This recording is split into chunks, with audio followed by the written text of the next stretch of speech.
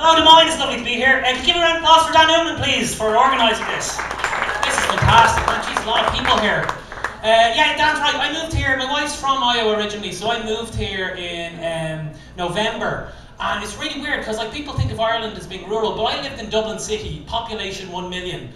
I've moved to a small rural Iowa town called Monticello, population 2,500.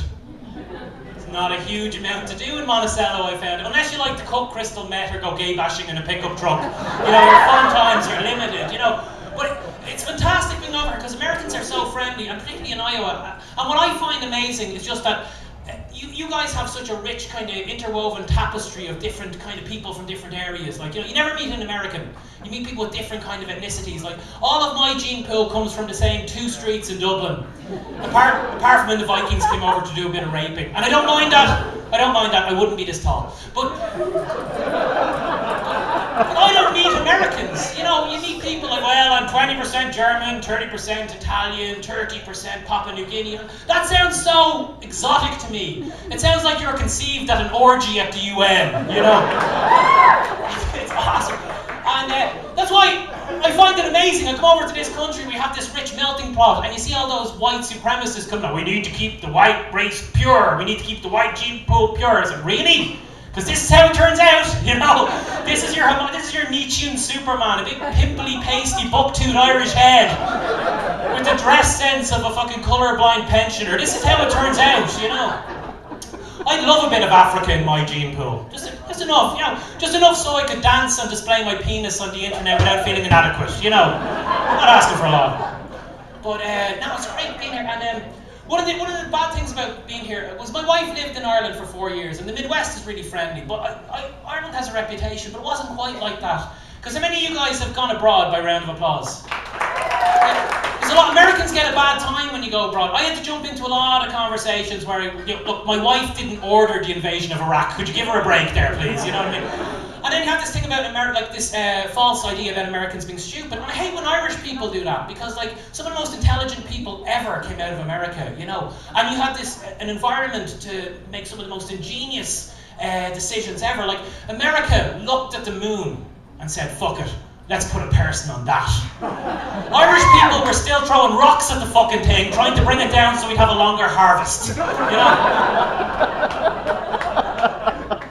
And here's the thing, like, the Midwest is really interesting as well, because Iowa men are really interesting, I find, because I don't fit in very well, because I find Iowa men, they're real men, you know, they build things and fix things and hunt things. I'm not like that.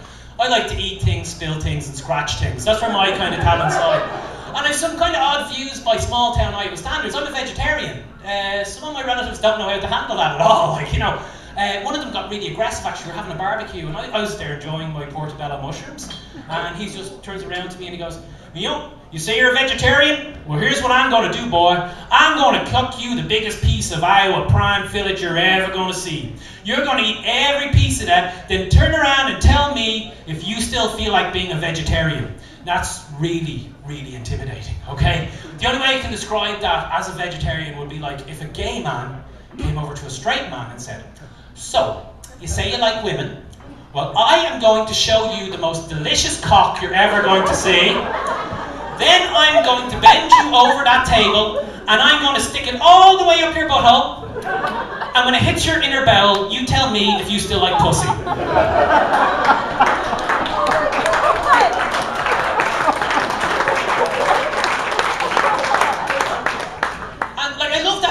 From Americans, but it's very different to we're very repressed as a nation. Like, you know, for example, in Ireland, you've more alcoholics over here, but we've more people drink more in Ireland. The reason why we don't have any alcoholics is no one's willing to admit they have a problem. The country will fall apart. And like that's why we don't like approaching personal issues at all. Like my mother-in-law, she has diabetes. Now when I moved over here, I didn't know a lot about diabetes. I know people get diabetes and they treated it with insulin, but I thought you took it orally.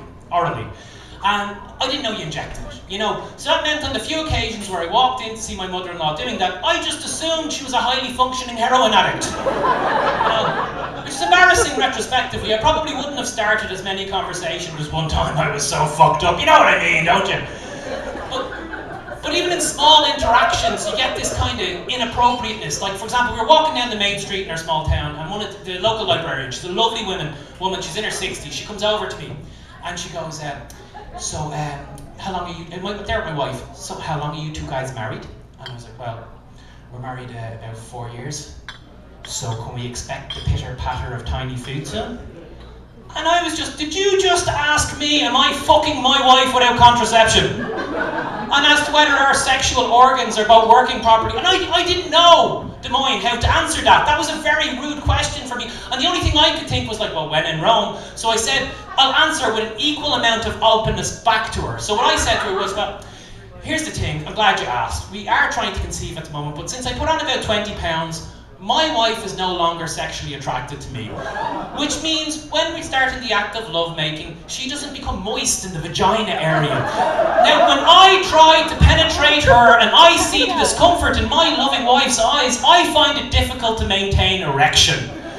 But you know, we're seeing our sexual therapist on Thursday. I'll keep you posted, are you on Twitter? Yeah. But, and the other thing is, like, despite, you know, kind of the whole, there is that kind of openness about Americans, but you're very bureaucratic as well. And like, for example, I was in a team meeting today, and we actually, I don't even know if this is funny, but this actually happened.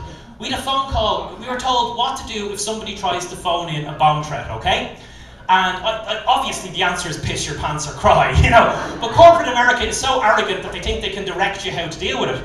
Now, here's the 5 things I have to ask if someone calls in a bomb threat, okay? Firstly, when is the bomb going to go off? It's fair enough, you'd ask that. Where is the bomb? Okay. What does the bomb look like? We're getting into kind of... Then third, is it a remote detonation or is it on a timer? They clearly just watched 24 and they wanted to demonstrate that. Now number 5, why did you plant the bomb? Come on, like, do we really want to get into that? I'm sure it's to register some sort of disapproval with the organisation, you know? Number 6, what is your name and address? For fuck's sake, you know? The FBI do their own job, you know? Look, I'm a 30-year-old man, and I was kicked out of the team meeting because I wouldn't stop asking questions, okay? I wouldn't stop asking questions. The question that got me kicked out of the team meeting was, if they answer question 1 is when is the bomb going to go off, and they reply 30 seconds, do I still have to ask the other 5 questions? Alright, come on now, I'll be Colin Ryan. Thank you very much and good night.